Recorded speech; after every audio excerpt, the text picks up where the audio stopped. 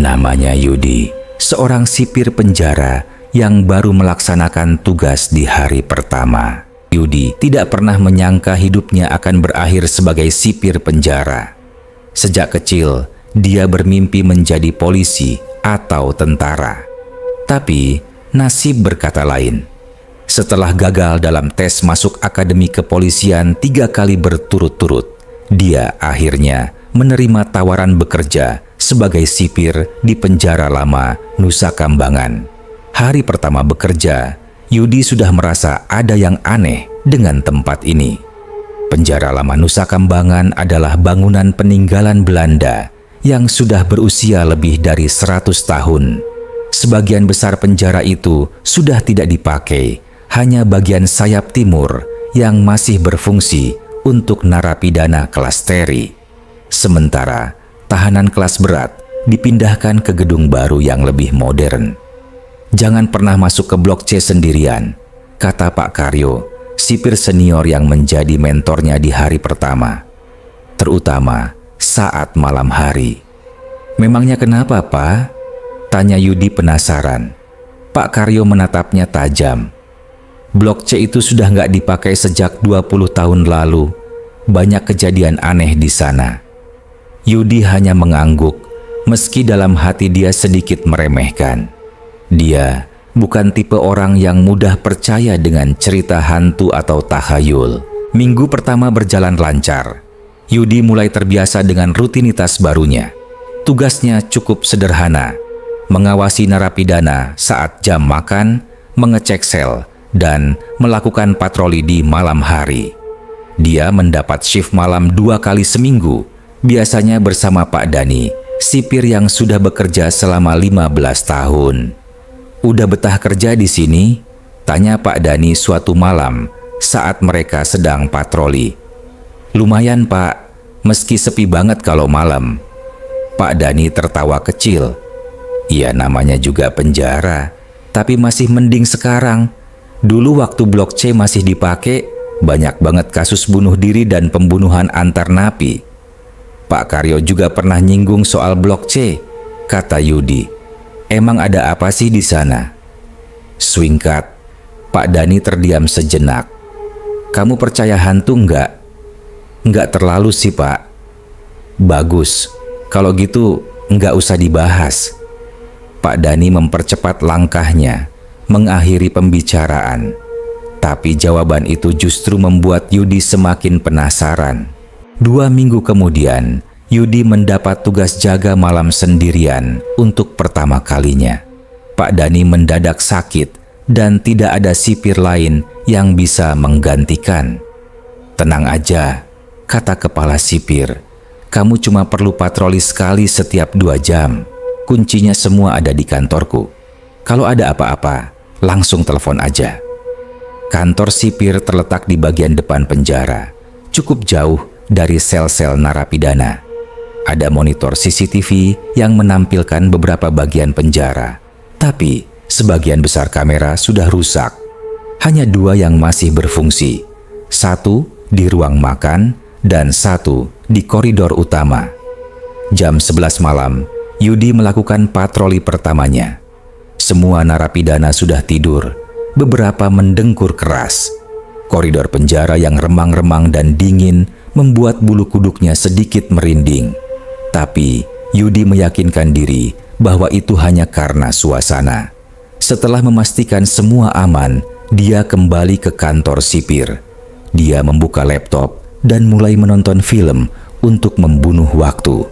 Tapi baru setengah jam menonton, listrik tiba-tiba padam. "Sial," umpatnya. Ini adalah hal biasa di penjara tua seperti ini. Biasanya listrik akan kembali menyala dalam beberapa menit. Yudi menyalakan senter di ponselnya dan menunggu. 5 menit, 10 menit, listrik belum juga menyala. Yudi memutuskan untuk mengecek panel listrik yang ada di gudang dekat blok B. Dia berjalan perlahan menyusuri koridor gelap, hanya ditemani cahaya senter dari ponselnya. Saat melewati pintu menuju blok C yang terkunci, Yudi mendengar suara aneh. Seperti orang berbisik, "Tolong." Yudi berhenti. Apa dia salah dengar? Tolong, aku di sini. Suara itu terdengar lagi, lebih jelas, seperti datang dari balik pintu blok C. Siapa di sana? Tanya Yudi. Suaranya sedikit bergetar. Tidak ada jawaban, hanya keheningan. Yudi menelan ludah dan memutuskan untuk melanjutkan jalannya ke panel listrik. Mungkin itu hanya angin atau suara dari sel narapidana. Panel listrik ternyata baik-baik saja. Sepertinya pemadaman ini memang dari PLN, bukan karena masalah internal. Yudi memutuskan untuk kembali ke kantor sipir dan menunggu listrik menyala. Saat melewati pintu blok C lagi, dia mendengar suara ketukan dari dalam. 3 kali, pelan tapi jelas. Jantung Yudi berdegup kencang. Dia ingat kata-kata Pak Karyo. Jangan pernah masuk ke blok C sendirian, terutama saat malam hari. Tapi rasa penasarannya lebih besar dari rasa takutnya. Yudi mengarahkan senter ke lubang kunci pintu besi itu, mencoba mengintip ke dalam. Tapi yang terlihat hanya kegelapan. Tolong buka pintunya, aku terperangkap. Suara itu terdengar seperti seorang pria tua, lemah dan putus asa. Siapa kamu? Bagaimana kamu bisa ada di dalam? Tanya Yudi. Aku narapidana lama. Mereka lupa melepaskanku. Jawab suara itu. Yudi tahu itu tidak mungkin. Blok C sudah ditutup sejak 20 tahun lalu. Tidak mungkin ada narapidana yang tertinggal. Kamu bukan narapidana, kata Yudi tegas. Siapa kamu sebenarnya? Suara itu tiba-tiba berubah menjadi lebih dalam dan mengancam. Buka pintunya sekarang. Yudi tersentak mundur. Ketukan di pintu berubah menjadi gedoran keras. Pintu besi itu bergetar hebat, seperti akan jebol. Yudi tidak pikir panjang lagi. Dia langsung berlari kembali ke kantor sipir secepat yang dia bisa. Tepat saat dia sampai di kantor, listrik kembali menyala. Monitor CCTV menyala, menampilkan koridor yang tadi dia lewati. Tidak ada siapa-siapa di sana. Pintu blok C terlihat diam, tidak bergerak. Keesokan paginya, Yudi menceritakan pengalamannya kepada Pak Karyo.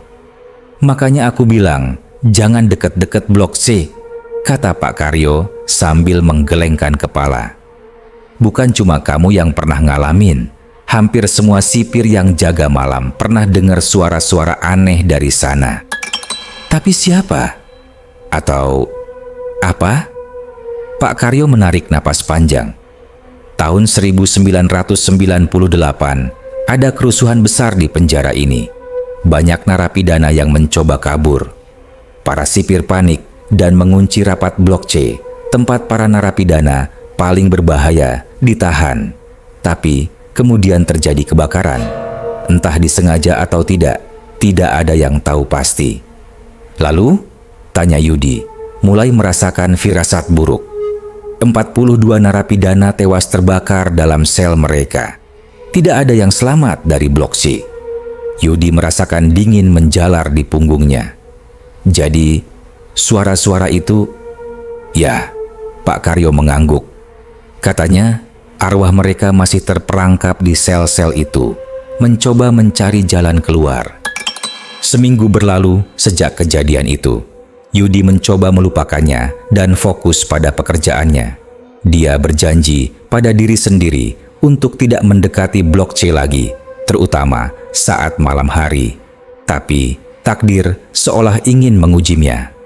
Yudi, besok kamu patroli khusus di seluruh area penjara, termasuk blok C, kata kepala sipir suatu pagi. Ada inspeksi dari pusat minggu depan. Kita harus pastikan semua area aman dan tidak ada kerusakan struktural. Tapi Pak, apa tidak sebaiknya patroli ke blok C dilakukan bersama-sama? Tanya Yudi, mencoba menyembunyikan kecemasannya. Kenapa? Kamu takut? Kepala sipir tertawa. Jangan bilang kamu juga percaya dengan cerita hantu itu. Itu cuma tahayul untuk menakut-nakuti sipir baru.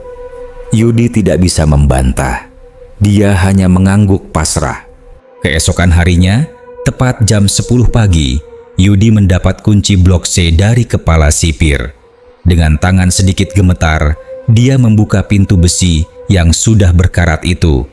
Blok C terlihat persis seperti yang dia bayangkan.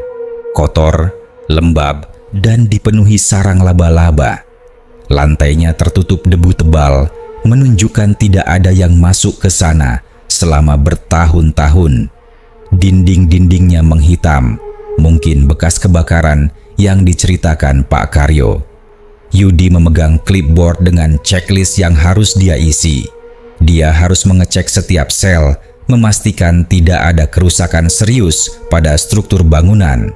Sel pertama kosong, hanya ada ranjang besi berkarat. Sel kedua juga sama. Begitu juga sel ketiga dan keempat. Saat sampai di sel kelima, Yudi melihat sesuatu yang aneh. Ada goresan-goresan di dinding, seperti tulisan, "Tolong kami." Mereka sengaja membiarkan kami terbakar. Sipir pengkhianat. Yudi merasa merinding. Tulisan itu terlihat relatif baru, tidak tertutup debu seperti bagian dinding lainnya. Siapa yang menulis ini? Gumamnya. Aku yang menulis. Yudi terlonjak kaget. Suara itu datang dari belakangnya.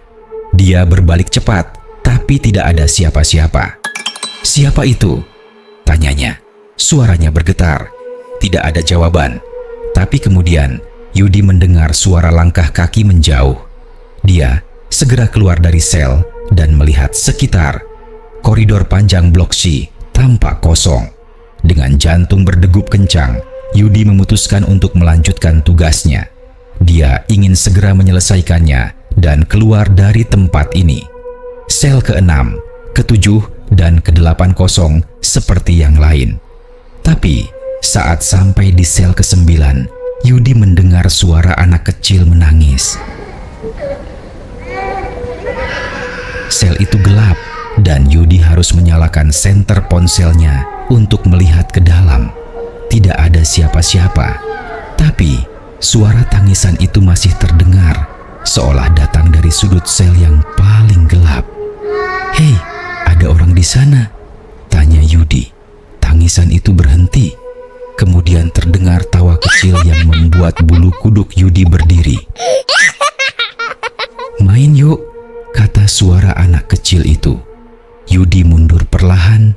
Tidak mungkin ada anak kecil di blok penjara yang sudah ditutup selama 20 tahun. Jantungnya berdegup semakin kencang. Dia ingin lari, tapi kakinya seperti terpaku. "Main apa?" Entah mengapa, kata-kata itu keluar begitu saja dari mulut Yudi.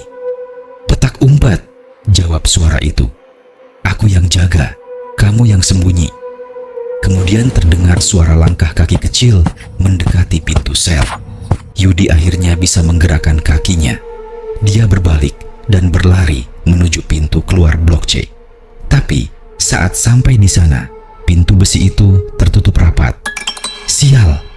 Yudi mencoba mendorong pintu itu sekuat tenaga, tapi tidak bergerak. Dia mencari kuncinya di saku, tapi tidak ada. Mungkin terjatuh saat dia berlari tadi. "Aku menemukanmu." Suara anak kecil itu terdengar lagi, kali ini dari belakangnya.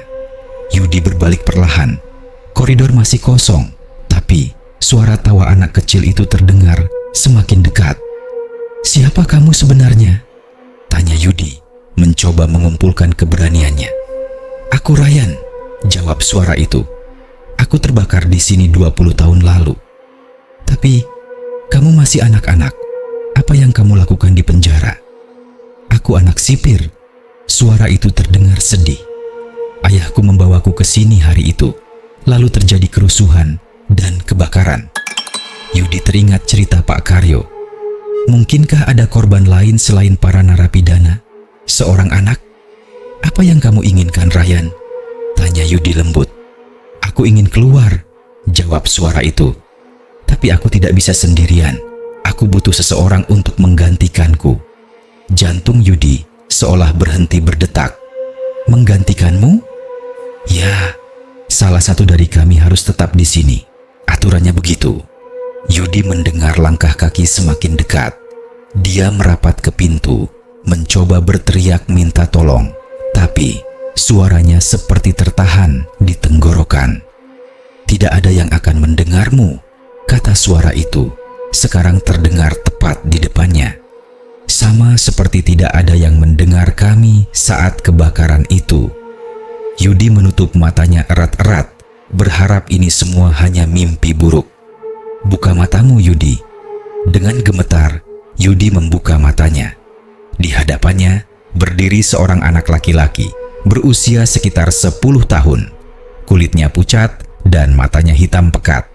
Tapi yang paling mengerikan adalah separuh tubuhnya hangus terbakar, menunjukkan daging dan tulang yang menghitam.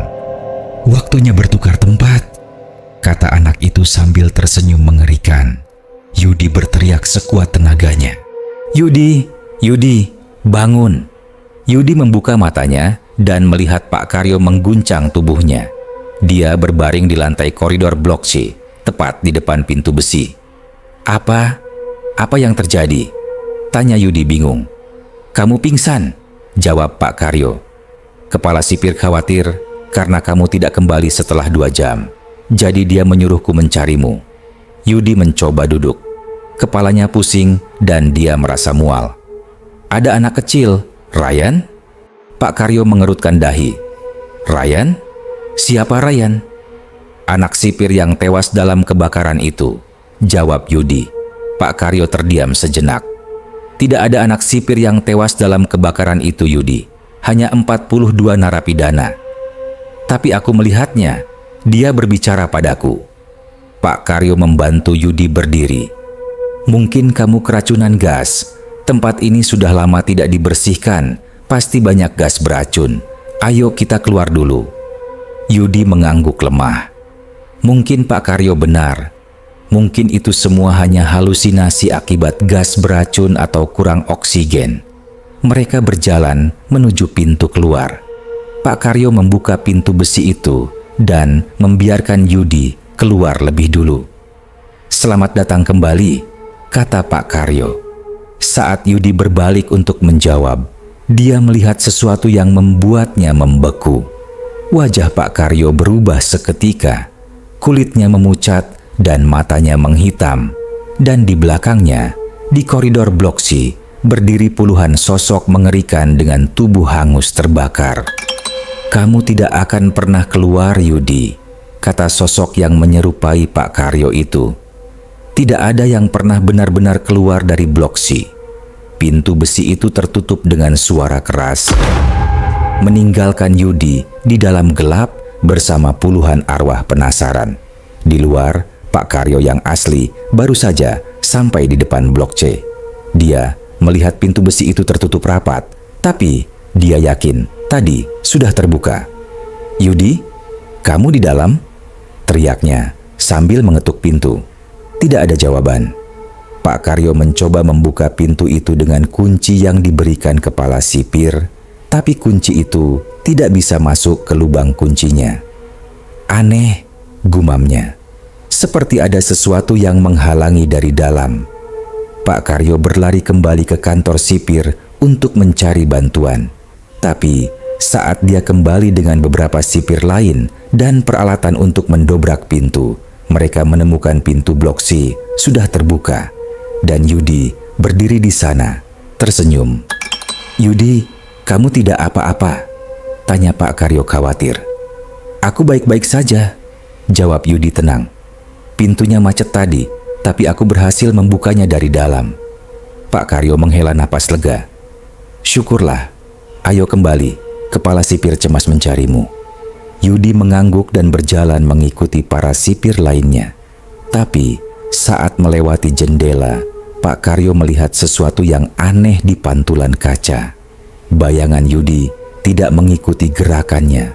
Bayangan itu berdiri diam, menatap Pak Karyo, dan tersenyum dengan cara yang tidak pernah dia lihat dari Yudi sebelumnya. Pak Karyo mengucek matanya, berpikir itu hanya kelelahan. Saat dia melihat lagi, bayangan Yudi sudah normal, mengikuti gerakannya. "Ada apa, Pak?" tanya Yudi. Tidak apa-apa," jawab Pak Karyo mencoba menenangkan diri. Ayo segera keluar dari sini. Mereka berjalan dalam diam menuju kantor sipir. Tapi Pak Karyo tidak bisa mengabaikan perasaan aneh yang menghantuinya. Ada sesuatu yang berbeda dari Yudi.